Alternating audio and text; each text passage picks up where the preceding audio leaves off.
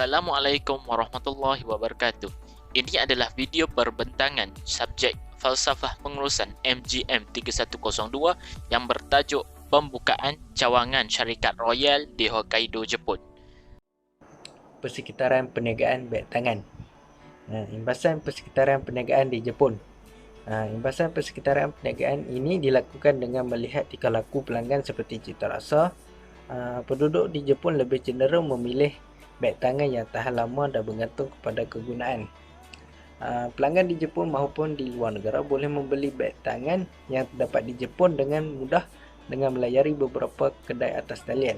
Kedai-kedai tersebut menjual pelbagai jenis beg tangan berjenama daripada Jepun. Perbezaan atau persamaan persekitaran perniagaan beg tangan antara Jepun dan Malaysia dari perspektif politik. Persekitaran perniagaan beg tangan antara Jepun dan Malaysia mempunyai perkongsian yang berbeza dan berkembang dalam perdagangan, pelaburan, keselamatan, kerjasama ala sekitar dan hubungan pendidikan dan budaya. Industri kreatif, terutamanya perniagaan berasaskan beg tangan, telah diletakkan di depan industri membangun. Berikutan, ia mempunyai kadar pertumbuhan tinggi dan untuk merangsang pertumbuhan ekonomi dan mencipta peluang pekerjaan. Yang kedua ialah sosial. Jepun merupakan negara yang menghormati adat, resam dan cara hidup orang lain. Orang Jepun mempunyai minat dan tabiat yang mendalam terhadap buah tangan dan hadiah cenderamata untuk diberikan kepada keluarga ataupun rakan semasa mereka melancong ke luar negara. Di Malaysia, ia menawarkan pelbagai jenis buah tangan seperti kraft tangan, alat tulis dan manisan. Yang ketiga adalah ekonomi. Ekonomi di Jepun merupakan salah satu yang paling maju di dunia, di mana Jepun berada di tangga ketiga dalam KDNK, manakala Malaysia berada di tempat ke-29 daripada 145 negara. Ekonomi Jepun berfokus pada sektor elektronik, industri teknologi hijau, otomotif, peralatan pengangkutan dan komponen, teknologi pertanian dan banyak lagi. Jepun mengekspor teknologi tersebut ke Malaysia, manakala Malaysia mengekspor sumber petroleum ke Jepun. Hubungan Jepun dan Malaysia adalah baik kerana kedua-dua negara ini amat saling memerlukan.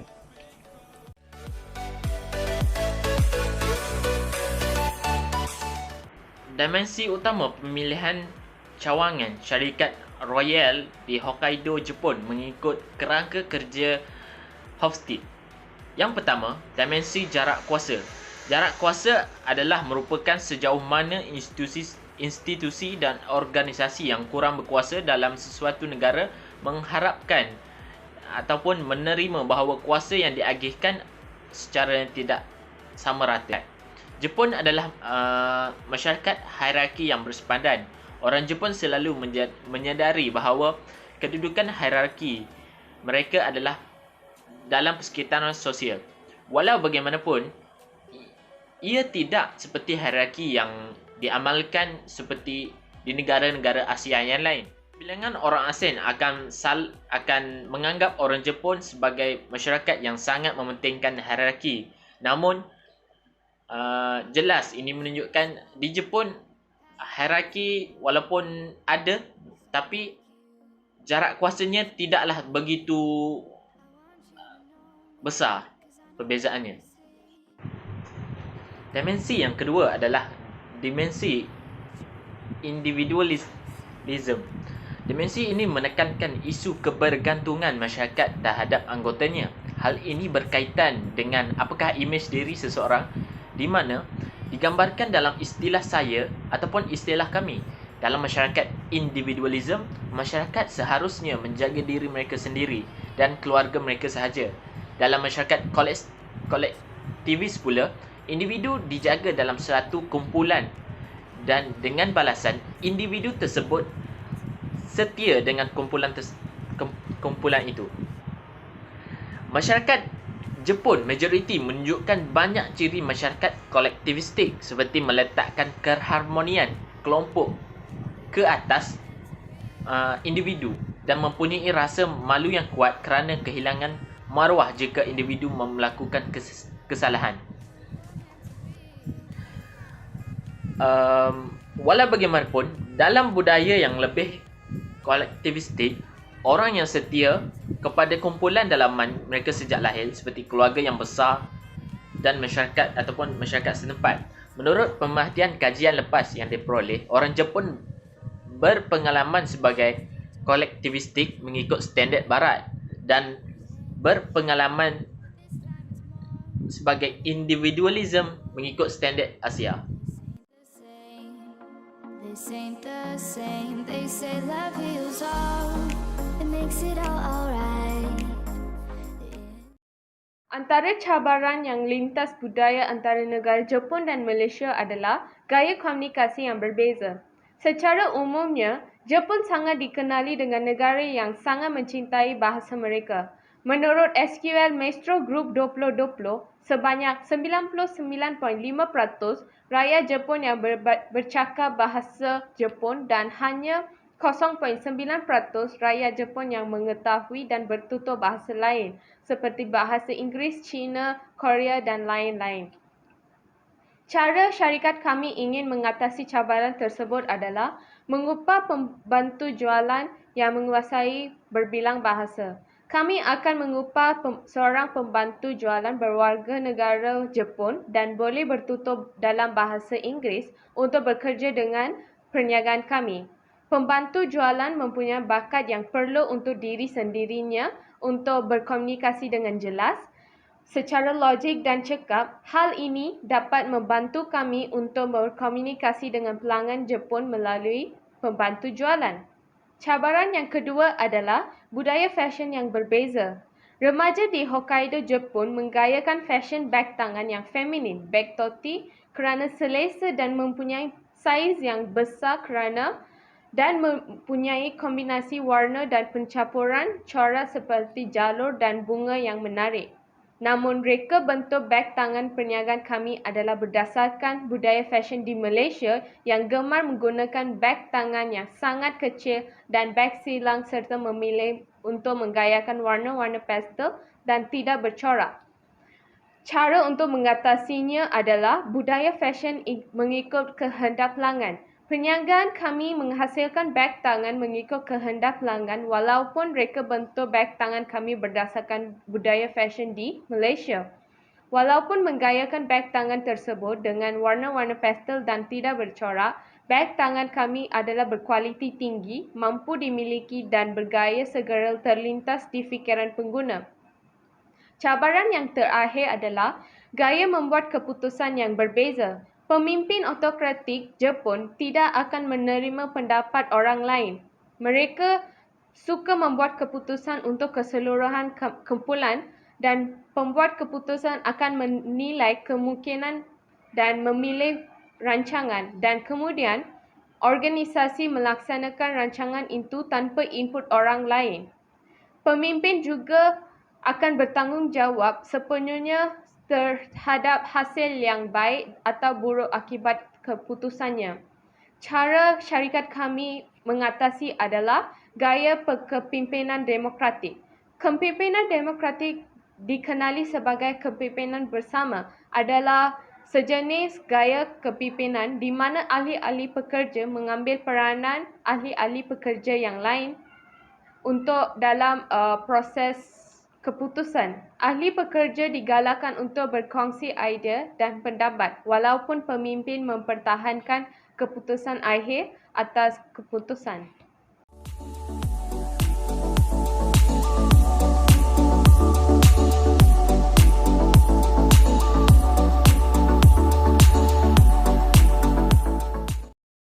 Ciri-ciri pengurus yang syarikat kami cari bagi pembukaan cawangan di Jepun adalah berfokuskan kepada kemahiran dan juga peranan seorang pengurus itu sendiri. Terdapat 3 kemahiran yang kami utamakan, antaranya adalah kemahiran konseptual. Kemahiran ini adalah untuk berfikir dan berkonsepkan situasi abstrak dan kompleks mengenai organisasi.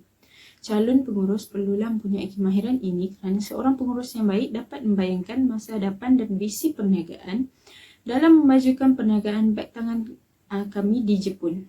Selain itu, pengurus tersebut mestilah mempunyai perancangan dalam memastikan organisasi yang akan diuruskannya serta dapat menyesuaikan diri dalam pelbagai persekitaran yang baharu dan cabaran yang bakal dihadapi ketika awal perniagaan kami dimulakan. Selain itu, adalah kemahiran manusia yang merupakan sebuah kemahiran yang melibatkan keupayaan untuk bekerja secara baik dengan orang lain sama ada secara individu maupun berkumpulan. Perkara ini secara tidak langsung membolehkan pengurus mengenali secara dekat pekerjanya dan mewujudkan persekitaran kerja yang lebih baik. Yang terakhir adalah kemahiran teknikal, di mana kemahiran ini memerlukan seorang pengurus itu menguasai sesebuah kemahiran dalam sesuatu pekerjaan dan teknik yang diperlukan untuk melaksanakan sesebuah tugasan dengan sempurna. Seterusnya, bagi peranan seorang pengurus juga kami mengutamakan 3 kriteria ini. Yang pertama adalah interpersonal. Peranan ini melibatkan hubungan individu yang berada di luar organisasi serta merupakan rutin harian yang membantu organisasi beroperasi. Peranan ini turut melibatkan ketua, pemimpin serta penghubung. Yang kedua adalah informasi di mana ia berkaitan dengan penerimaan dan penyampaian suatu maklumat. Seorang pengurus yang cekap amat mementingkan rangkaian perhubungan kerana hubungan itu boleh menjadikan ia peka dan mendapat informasi yang terkini. Dengan adanya informasi yang lengkap dan terbaru, ia membolehkan pengurus membuat keputusan yang terbaik. Peranan terakhir adalah keputusan. Peranan ini adalah memberikan penekanan kepada kemahiran pengurus dalam membuat suatu keputusan penting yang akan memberikan kesan kepada sebuah organisasi. Oleh itu, seorang pengurus itu perlu mendalami setiap masalah yang berlaku serta berani menanggung risiko dengan keputusan yang dibuat olehnya. Wash over me, let me fall from my surroundings.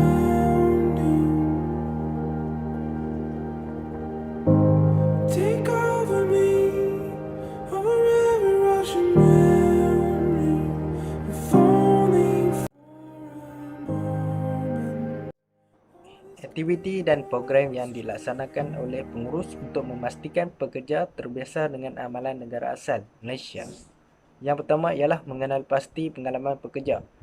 Sebelum mengambil pekerja tempatan, pengurus perlu mengenal pasti pengalaman dan kemahiran pekerja baharu. Terdapat beberapa jenis pengalaman yang mungkin tidak ada bagi mereka. Oleh itu, pengurus perlu mengenal pasti pekerja yang berkemahiran melalui wawancara dan mengambil pekerja tersebut. Yang kedua ialah memberikan latihan kepada pekerja. Pengurus perlu menjalankan sebuah program latihan kepada pekerja-pekerja baharu.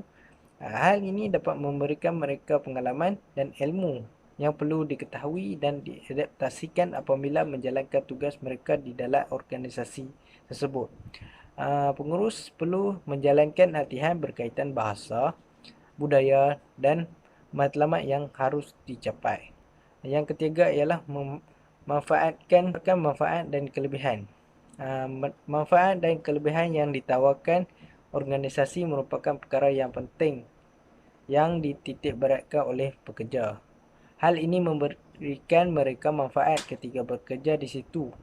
Pengurus perlu menawarkan manfaat dan kelebihan seperti kenaikan gaji, allowance tambahan, percutian tahunan dan manfaat lain kepada pekerja yang mempunyai kemahiran di dalam budaya Malaysia. Hal ini dapat menarik pekerja-pekerja yang tidak mengetahui budaya Malaysia agar mempelajari amalan-amalan yang dibawa oleh organisasi. Perkara ini secara tidak langsung telah menerapkan budaya Malaysia ke dalam pekerja di Jepun.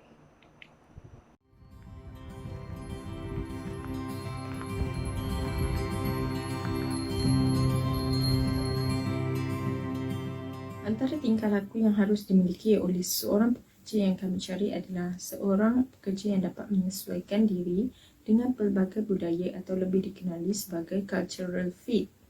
Jadi, syarikat kami memerlukan seseorang pekerja yang mempunyai sifat ini kerana kami mencari calon yang berpotensi untuk menentukan jenis kesan budaya yang akan mereka miliki terhadap organisasi. Ini berdasarkan penyelarasan nilai, kepercayaan dan tingkah laku antara pekerja dan majikan. Oleh itu, tidak ada istilah janggal antara majikan dan pekerja serta antara sesama pekerja lain semasa menjalankan tugas masing-masing. Secara tidak langsung, ia membantu dalam mencapai visi dan misi syarikat. Tingkah laku yang kedua adalah seorang pekerja yang proaktif. Biasanya, pekerja akan menunggu arahan sebelum mereka melakukan suatu kerja. Tetapi, pekerja yang proaktif akan melaksanakan suatu tanggungjawab dengan sendiri dengan kadar yang segera, dan pekerja proaktif juga meramalkan akibat, risiko dan peluang. Yang ketiga adalah komunikator. Memandangkan perniagaan kami merupakan perniagaan dari negara asing, kami sangat memerlukan seorang pekerja yang mempunyai gaya komunikasi yang baik serta menguasai penggunaan bahasa Inggeris. Syarikat percaya ia akan lebih memudahkan lagi suatu tugasan dan mengelakkan salah faham antara para pekerja.